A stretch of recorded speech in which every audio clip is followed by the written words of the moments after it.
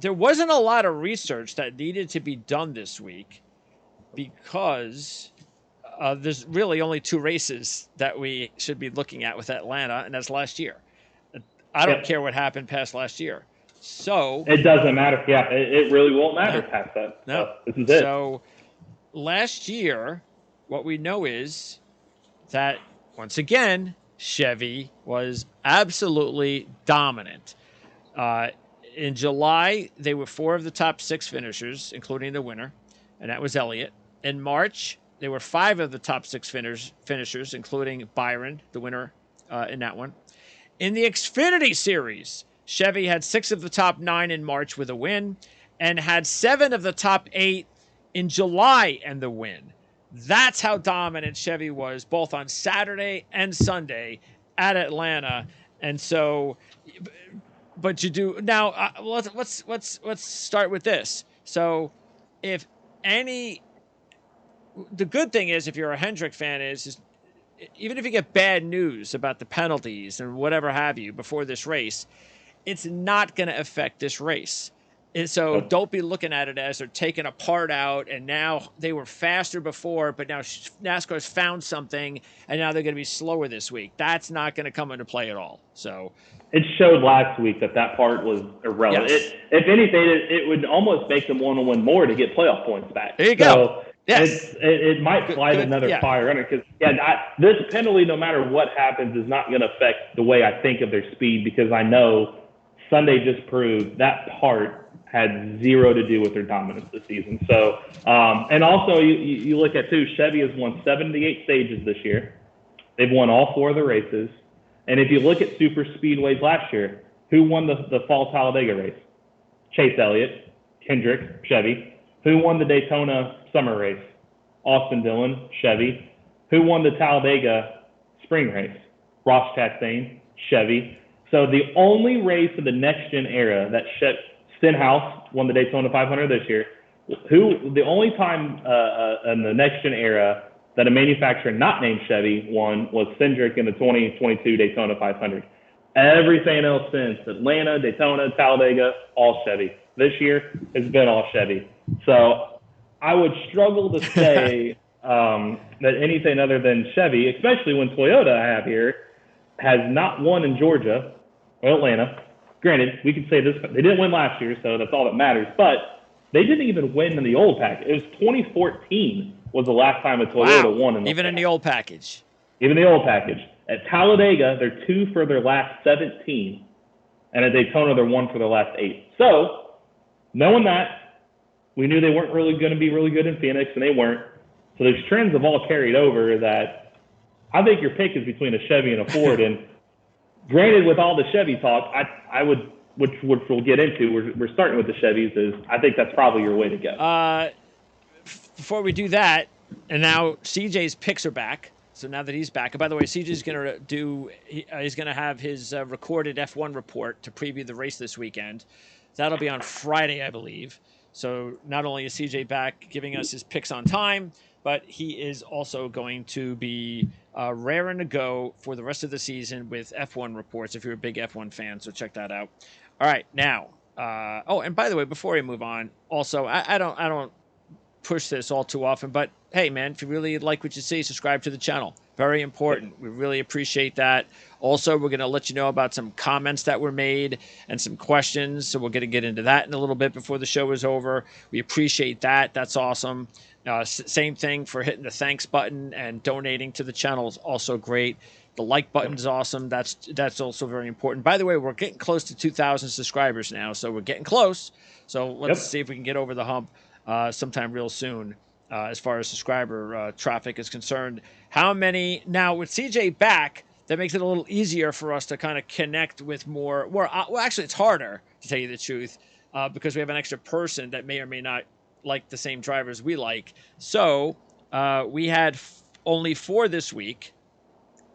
I was going to say guess 5, so it's close. So 4. All right. And let me see how many me and you had. So me and you, that would have happened. Let's see. We would have had 3, 4, 5, 6, 7. You and I would have 7, but with CJ coming in, it's 4. So what are the 4? Byron? No. Blaney? I'm the only one that didn't do Blaney? Byron. I would have presumed Blaney. Yes. 12-1. Yep. Chastain? Mm-hmm. Bowman? Yep. 3, so one more. One more. It's a long shot. LaJoy? No. Haley? Yes. There it is. So I knew it had to be a 50-1. 3 Chevys and Blaney. And Blaney. Yeah. So, yeah. And then the 7, just you and I, that would have been Busher, Suarez, Jones. Yeah, those are the other 3. I'm shocked CJ didn't go with at least 2 of those guys. The ones I just mentioned? Well, that's because they're longer shots, and CJ, he sticks with more goes to top. Yeah. He actually did his same routine he does at the super speedways, where he goes with like the top 8-10 drivers and odds. Yeah. Because it's that one, one of those. It is going to be. It's not. I don't think it's not as big a crapshoot as Daytona or Talladega, but it's close. It could, yeah. Because there's a lot of guys there on this sheet. There's a lot of sleepers that could win. I mean, look at Corey LaJoy last year. He had a chance to win this race. And we just talked about how Toyotas, you could kind of punt on them out of there. And you just get a lot of even the bigger name drivers left. Like Harvick hasn't been great there. Almirola hasn't been great there. Chase Elliott's not in it. It kind of takes a lot of these top guys out of it, and you get some good guys at 50-1. Especially if they're Chevy. There's some good odds here for if you want to go deeper in the pack for and I would do that myself. I mean, I don't have a problem putting a buck or 2 on Berry or LaJoy and so forth. So, but it's just the way it worked out this week. And I see that you even put, again, I usually put big money, but I see that you've actually you had 3 drivers that you put 17 each on. Yeah. And I had 2 at 25 each, and 1 at 13. So. That's why we don't have as many drivers as CJ for that reason. So, all right, we'll start with Hendrick, and why not? So Byron 2 for 2 in his last 2. That's just the reason I stood away from him. I mean, at 10-1 in a race that is going to be a little bit kind of like a crapshoot, I'm just not going to go for 3 for 3. I almost did it because of that. I'm like, we talked last week, can he really win 2 in a row? And he did. Yeah. And I'm like, can he really win 3 in a row? But I'm at least getting him at 10-1 for 3 in a row. And he led 111 laps last year. So it's like that's where I struggle. And Hendrick has been so good. I mean, they've led out of the last 2 weeks 87% of the laps, 506 to 579. They went 1, 2, 3 in both stages in Vegas, 1, 2 in both stages last week in Phoenix. They've just been so good. All 4 cars in the top 10. That's like somebody's got to win. And we know Kyle Larson. This isn't his cup of tea. Yes, which is really once again, and we stayed away from him again. Why not? I mean, look, again, I know Atlanta's not Daytona Talladega yet, and maybe it never will be, but it's still a similar type of, and all you had to do was look at his results here last year. Yeah, 30th and 13th. Come on, man. I mean, you can't be putting Larson at the co-favorite at this track. No. You just can't do it. And I keep going, like I did in Daytona. I said this over and over, and he didn't do it again.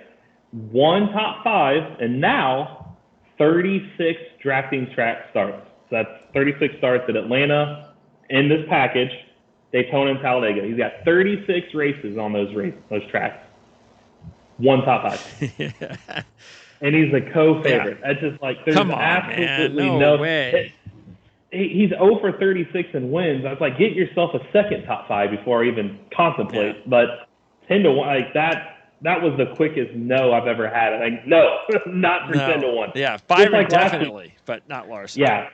So it's like somebody's got to win out of that camp. So I'll just roll with at least roll with the 10-1 factor. Well, again, we all had Bowman, and this is the thing that's like, well, why not? He's double the price of Larson. He's a better racer than Larson at these tracks, and by the way, if anybody's noticed, he's leading in points. Yeah. So he's actually having a pretty good start to his season, and this would be a perfect race for him to carry the mantle of that Hendrick banner in victory lane again. And he's also the only driver to have a top 10 in every race. And he was, oh, by the way, 5th in Daytona 500, a track that he's always struggled at. I don't think he had a top 10 in Daytona before he gets 5th. And then Atlanta, Ingrid, he was 10th in this race last year. So it's not like he was bad. He was 10th still. We saw what Hendrick could do. Chase Elliott won the summer race. Chase Elliott's not in this race. So, again, somebody's got to win out of the Hendrick camp, and you're getting double the odds for the points leader. And even so, you want to, granted, we keep saying, and we're right, you cannot talk about prior to 2022 here. But you can talk about confidence in going to a place. Sure. And if you look at 2021, his finishes there were 3rd and 4th. So it's like, well, he's got confidence there. So he clearly knows how to. 3 of his last 4 have been in the top 10 there. And in this race last year, the only guy in the top 10 all season. And what happened? Do we remember what happened? Because there were some wrecks last year. I think he got caught up in a wreck. He started 8th. He qualified 8th, so he was up front too. Okay. So I like him for 20 to 1. 20 to 1 is the deal. If he's 10 to 1, that's a different story. But you're getting 20 to 1. It is 20 to 1. So that's the reason why I obviously went big with him. And then Josh Berry, again, he's in a car that won not this race, but it was the summer race last year. And he also, in the Xfinity race, finished 2nd. Yep. He led 13 laps. So he's finding momentum. He was in the top 10 last week yep. in Phoenix. We know what the car can do.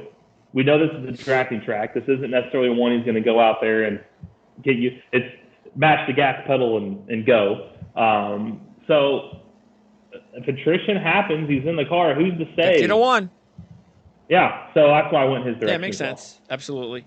Also, sticking with the Chevys, Kyle Busch is 12 to 1, and Dylan at 40 to 1 for RCR. Both of them, if you look at the results last year for both drivers, was really bad. Of course, Kyle's with Reddick's car, but Reddick wasn't very good here last year either. At least Kyle came back with an 8th place finish last week, which was okay, even though he never really competed for the win. But yeah, I just with Kyle, I need to see a little bit more still. I think he's in good shape, but at 12 to 1, there's a bunch of other drivers that I can go to. I don't really need to be. There's no reason to really go with Kyle this week in my mind. No, not at 12 to 1. That was a little steep, especially 33rd and 20th last year. And he already has a win on the season too. So yeah, and he's admitted that these type of drafting tracks are not strong suits for him. Granted, he should have won the Daytona 500, but this has not been a good track for RCR lately either. Austin Dillon hasn't been particularly good there. He was 35th in both races last year. As you said, Reddick wasn't great in this car last year. It just kind of all adds up. By the way, thanks for reminding me about the Daytona 500. I didn't, if Kyle could have won that and Harvick would have won last week, I could have had a really good season so far this season, and I just keep getting screwed up at the end of the races. So Yep, you would have had it. But yeah, I don't feel like 12 to 1 is the right number. It's just there's other weeks that he's going to be 12 to 1 and 10 to 1. There are. And he's going to be a better odds on history chance to go with in this week. Yeah, and Dylan is just real. I don't know what happened, because Dylan is good usually in these packages, but I don't know what happened. I don't know if it was just bad luck that he got into wrecks last year. He did. I remember that big one in July race. He hit hard over there in turn 2. But it wasn't like he was a factor to win. He's probably a top 10 car. Was he going to win? He didn't have Chase Elliott or Corey LaJoie or that kind of speed. He was there, but he got caught up in wrecks, and I think that's with this track, which it's one of my burning questions that are coming out Friday's article, or maybe Thursday. But why is Atlanta tougher than Daytona and Talladega? People might want to look at Daytona and Talladega package. You do want to look there, but the main difference of why this one's tougher is it's a mile shorter in length. So that makes it more challenging. At least Daytona and Talladega, you got the wider turns, an extra mile. It's a mile. It's more real estate to work with. Atlanta, it's like a bull ring. These guys are cruising around there, and a wreck in Atlanta is even harder to avoid because you're only going. I don't think you could really fit 3 wide for very long there with something bad happening. And the track's been repaved. There's so much grip. There's no tire fall off. So you just have no time to breathe. You're just constant. So that's another reason why they shortened this race from 500 miles to 400 miles. So. Another 100. No, thank goodness they did that. Yeah. Take it off. Because I looked too, last year's race was 4 hours in duration, the 500 miles. It had 11 cautions for 65 laps. Now, the summer race, it's 100 miles shorter, but it was only 40 minutes quicker because there was 13 cautions for 64 laps. Okay. So this is going to probably Caution have fest. some carnage. Yes. So it's going to take some luck. So I feel like to take luck, you got to be at the front. You got to be consistently there, and those guys are not consistently there. So I think it's better to go with somebody you trust a little bit more. Well, Trackhouse, off to, as we've said all along this season, they're off to a really good start. The team of Chastain and Suarez. And this is, without question, the week to take them both. Chastain 12-1, Suarez 25-1. They both were excellent here last year. Chastain finished second in both races last year. Suarez top 10s in both races last year, including fourth in, I believe, the March race. At 25-1 with Suarez, that's easy. And Chastain, this is the reason why you can bypass Kyle in a way, because you have someone like Chastain who's also 12-1, who's a much better bargain at that price. And I was happy to see Chastain at 12-1, and I understand why. Again, based on the track, the way that it is, that's why the odds come out the way that they do. But there's no way Ross Chastain should be getting 12-1 and Kyle Larson getting 10-1. So we'll just keep slamming that thing as much as we can because this is a good one. Yeah, Chastain should probably be 10-1 with Byron. It should at least Larson shouldn't even be 12-1, but they at least should flip. He led 42 laps in the spring race. This one, 32 laps in the summer race. He was there to win both. This car, Kurt Busch drove in 2021, won there. So this car has had 3 straight top 2 finishes. There you go. And we just talked about Chevy being the top manufacturer. And if Elliott's out and we don't trust Byron to go 3 straight, Chastain's the next guy up probably. And if not him, Suarez led 13 laps in this race last year. He started 7th and finished 6th in the spring or in the summer. Chastain started 2nd in the summer race, so they qualify well, they lead a lot of laps, and they finish well. And Suarez being 25-1 with, we talked earlier, if it wasn't for the pit road speeding penalties, he probably was in the top 10 again.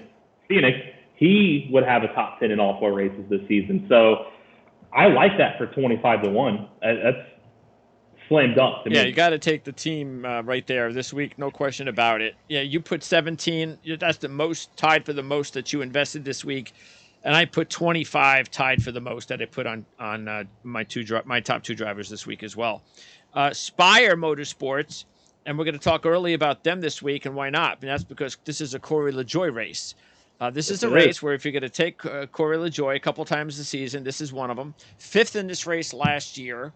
And things are going okay. I mean, it's he's in the top 20 in points, and you would think, well, that's not all that great. Well, he's usually 28th or 27th. Yeah. Now he's 18th, so he has shown a little bit of an improvement. But if he wants to be serious about being hey man, we've really turned the corner, and we're going to be a playoff contender. Well, this is the type of race that he's got to do well at. Ty Dillon is 250-1, but Ty is just not. He's not in any way, shape, or form getting off to the type of start that Corey LaJoie has.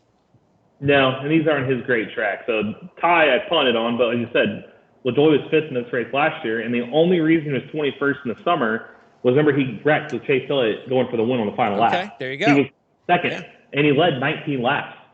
He was in the top 5 for much of that final stage. So he should have had 2 top 5s in last year. And we know Daytona, he's phenomenal at. So if you're going to use that same package and you're getting the guy for 50-1, that's a no-brainer. It's baffling to me that he has he has more top 5s on super speedways than Kyle Larson has, and he's 50-1 and Larson's 10. Yeah, right. That just shows you how backwards it is. He's a better bargain on a super speedway than Kyle Larson. And so I love him at 50 to 1. It's probably one of those situations too where if you're ever going to roll the dice, let's say you have some extra funds in your sportsbook account and you want to roll the dice every once in a while. I mean, this is the perfect time to roll the dice because say, you know what, it's regular week. All right, I don't have a whole lot, so I'll put at least $1 on LaJoy, maybe 2. But if you want to go for it, this is the type of week to go for it with LaJoy. Put $10 on him. See if you can make $500. You know, so why not? So, all right, Stenhouse. Yeah, big surprise. No top 10 since Daytona 500. Boy, man, he just turned the corner after that Daytona 500 win. Right back to where we thought. And this is not a week for him. And he was 31st in both races last year. Surprising. Yeah, he got caught up in wrecks. Okay. He led 22 laps in the spring race, but caught up in a wreck. There's a reason that his name used to be Ricky Stenhouse instead of Ricky Stenhouse known. So on a track that much shorter than the bigger ones, and he kept finding trouble at the bigger ones. I just don't stay away from him. Yeah, firing, getting lightning striking twice. I don't see it striking twice for Stenhouse in 5 races. Maybe he could maybe he could be the one that gets into Ryan Blaney. And you never know. Maybe But for 30 to 1, it just was. There was no way I was touching that for 30 to 1. Calling, you got AJ and Haley, and again, I put money on Haley. To me, with my money situation, it was between Haley and LaJoy, and I went with Haley because Haley was also solid here last year. Yep. But again, it doesn't mean I'm not going to put money on LaJoy because I will. And AJ was 3rd in the Xfinity Series in March, and he could be okay in these races. So, but they have not gotten off to the start that they wish that they would have gotten off to, either one of these guys. So this is a big race for both of them. And Haley, out of his 8, I know I talked about this for Daytona, at his 8 career NASCAR wins, we're talking Xfinity Series included too, 5 of them were at drafting tracks. And you look at how good he was there last year. He's a strong play at 50 to 1 too. So you have to go his direction. If you go LaJoy, you have to go Haley. To me. Go with both of them. Might as well. Yep. Because Jones is the other good long shot, but he's a little less at 30 to 1, and that's because he was solid in both races last year. This is also going to be a big race for Jones because they have been struggling so far. They have to accomplish something because also Noah Gragson actually raced twice last year here, so he has some experience here. He does, and Jones. Grayson's been frustrating in the sense he's 32nd in points, 24th, 22nd, 30th, and 29th are his finishes. So that has been disappointed. But I look at Jones a little more disappointing because Grayson's, at the end of the day, he's a rookie. Granted, he ran for Hendrick last year, but Jones looked really good last year. And this year, he's 28th in points. He's only 4 spots better than a rookie teammate. 37th, 19th, and 21st are his finishes. But here last year, he was 4th in the summer, and he led 10 laps. And he was 14th in the spring. So I'm really looking for him to at least make a difference on Sunday. And he was up front, so for 30 to 1, to me, that's a better value than what you're getting for Stenhouse because the proof is in the pudding with him. We move from Chevy to Toyota, and we'll start with Wallace and Reddick. And, they're both still not where they want to be for sure, but at least Reddick is headed in the right direction, coming off the 3rd place finish last week. Wallace had a couple of top 15s here last year. Reddick now in a different car, but as we said with Kyle Busch, it didn't matter. And by the way, in the different car, he was pretty bad too. The only good thing about both of these drivers are the odds. So you're getting 18 to 1 with Reddick and 20 to 1 with Wallace. I decided to put a little bit of money on Wallace because he's shown that not only, of course, on the super speedways, but even here, I believe, even though he had those top 15s, he had some pretty good momentum here. So I thought, okay, I'll put some money on one of these guys, and I decided to go with Wallace. Yeah, that's the smarter way. I almost went with Wallace. I just ran out of money to go his way. I mean, because you remember, he was 2nd coming to the white flag at this race last year. He just got wrecked on the final lap coming to the checker. So he was there, 14th in the summer race. This has typically been a good track for him in general. And he said he's good on drafting tracks. Reddick, I was shocked they weren't flipped. because Reddick didn't even finish in the top 25 in either Atlanta race last year. He wrecked in the Daytona 500. And we noticed, I remember talking after Daytona that after Fontana, 5 of his last 7 races, counting Fontana. So these last 2 he has, and the 5 of his, he crashed in Fontana too, so that's wrong. 5 of the last 7 prior to Vegas, then he was involved in a crash. That's true. Yeah, we talked about that a few weeks ago. Yeah. Yeah. So on a track like we just talked about behind me, that's shorter. Wrecks happened. Watch out. He wrecked last year. I just feel he's better odds of a wreck than a win, where Bubba has probably better shots than a win than a wreck on the other way around. He seems to be a little more methodical on these I don't know tracks. If and get better I agree with that, and I do think even more so. I think Reddick should be more like, tell you the truth, 25-1. Yeah. I'd be a little more interested. It baffles my mind that somebody, again, you're kind of using name recognition with Reddick, that Suarez had the stats that we just talked about. Yeah, they should 25-1. Yes. Yes, I would think that should be the other way. So I'll take the bargain on Suarez, but Reddick, that just not 18-1. Joe Gibbs, and it's very rare that I'm going to go an entire race, any race at all, and not pick a Joe Gibbs driver. Because especially with Denny Hamlin there, and especially with the fact that Hamlin is usually really good at these types of tracks. But 29th and 25th last year was all I needed to see, including Bell, 23rd and 19th last year. And we know Martin Truex and drafting tracks. So I was like, you know what? No, I'm going to stay away from all 4 of these Toyota drivers and try to – that's why I boosted up a little bit more money this week on guys like Blaney and Chastain. Same. Yeah, the Gibbs guys, like I said, the Toyota trend that we talked about at the start of this just doesn't already favor them. No top 5s this year for Denny Hamlin or Martin Truex Jr. No, 3 of their 4 finishes have been 11th or worse. They just need to get a top 10 rather than focus on a win. And they've got the bad luck too. And this track is going to take some luck. I just don't see them winning. And Truex, we talked about his heyday, back when this was just a normal mile-and-a-half track, that he back in 2015, 16, 17, 18, he was great. We call him like the intermediate king. He was winning everywhere. He never won here. He's 0 for 26 in Atlanta. Combo. This just has not been a good track for him in general. Gibbs might be the best choice here because you're getting 60-1. Yeah, if you're going to go with one, it might be him. And he won the Xfinity race there last year. But again, I look at this guy's overly aggressive too. Yeah, right. if somebody's getting caught up in a wreck, it's him too. So I just don't feel good about the Toyotas this week. Ford, we'll go with Ford now. RFK, Keselowski, and Buescher. And I was close to putting money on Keselowski, and then all 3 of us would have had money on Keselowski. You and I put money on Buescher.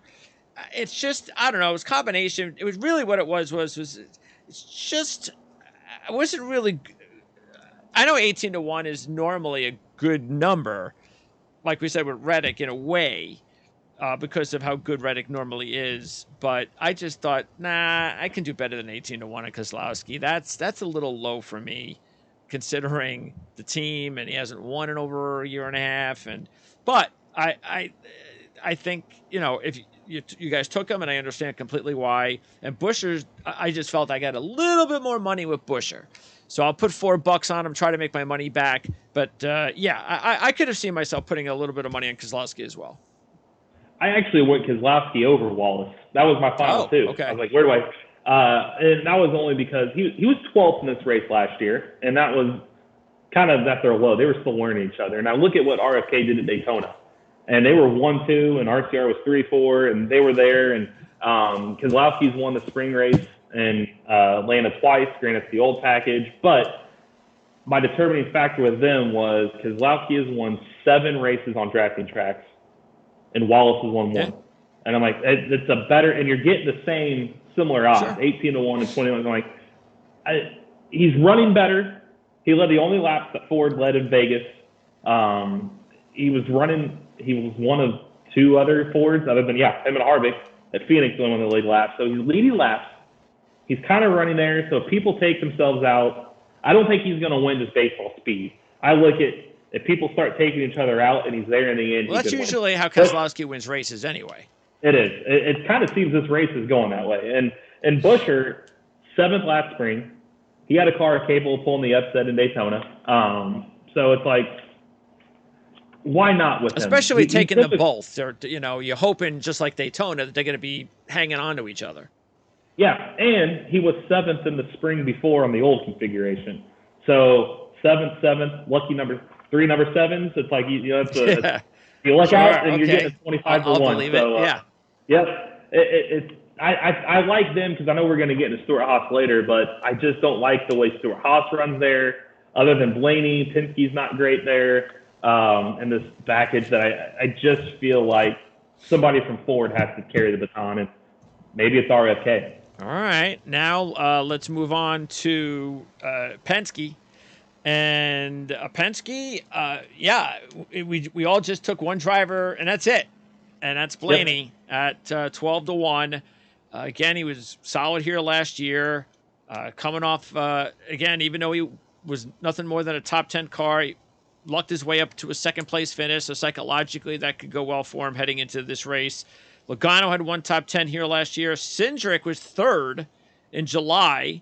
Was probably involved in a wreck in March. And you are getting 30 to 1 with Cindric, so not the worst idea in the world, considering he won the Daytona 500.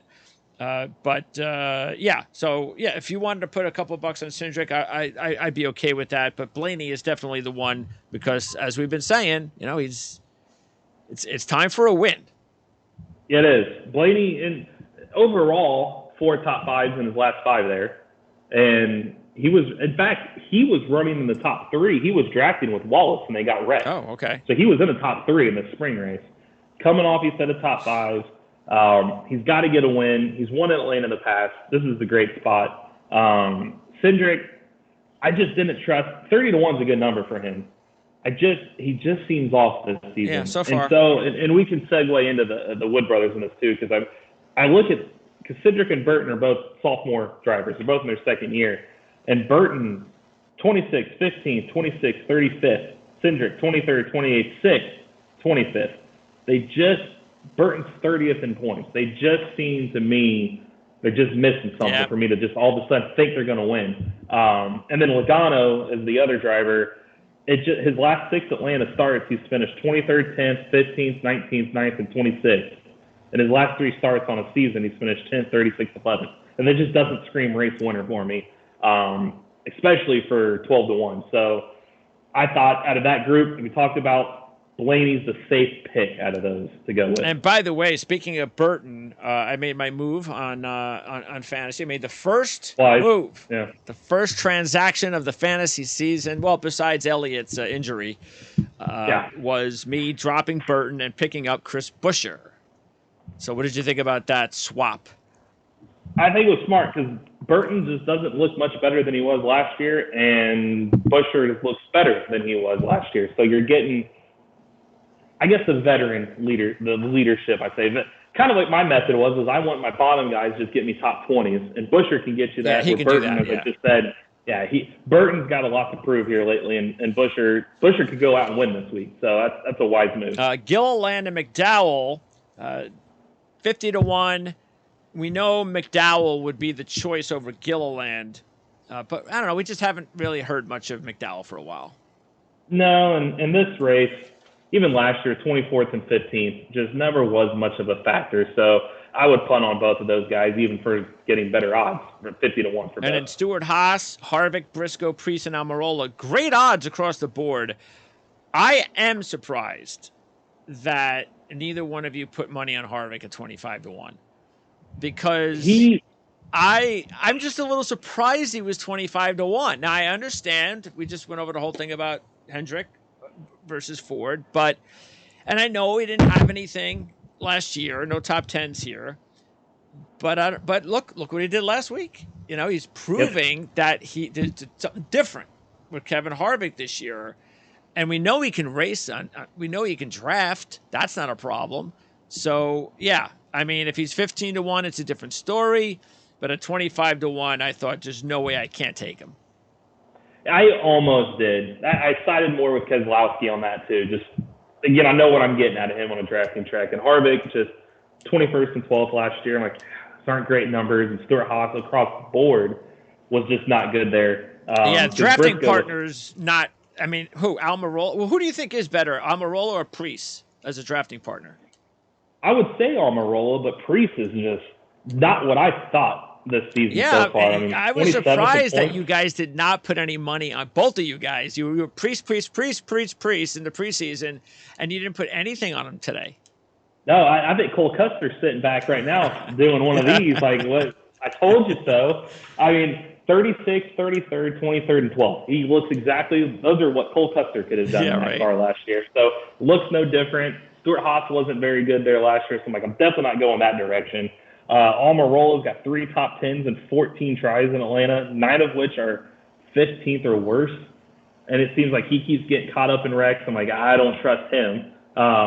Granted, he was 8th in the spring race, but that also is his second best finish ever there. And we're even talking back to his Xfinity days. And by the way, it was good for Briscoe to finish in the top 10 last week. That should hopefully give him some momentum. But he was only 15th and 16th there last year, so I feel like they've got some work to do before I would take them, especially if you get better value. Well, the good thing is you're getting 35-1 with Briscoe. So yes, that's really key with that one. But yes, can't bet them all. All right. No. So your top 3? Honestly, I'm gonna go Bowman, Chastain, and Suarez. Oh, okay. Interesting. Yeah, I would go Blaney, Chastain, and Bowman. That's the way I would go. The only reason I didn't say Blaney was I know if I've got 3 Chevy Bullets right there, There you go. that I think one of them should win.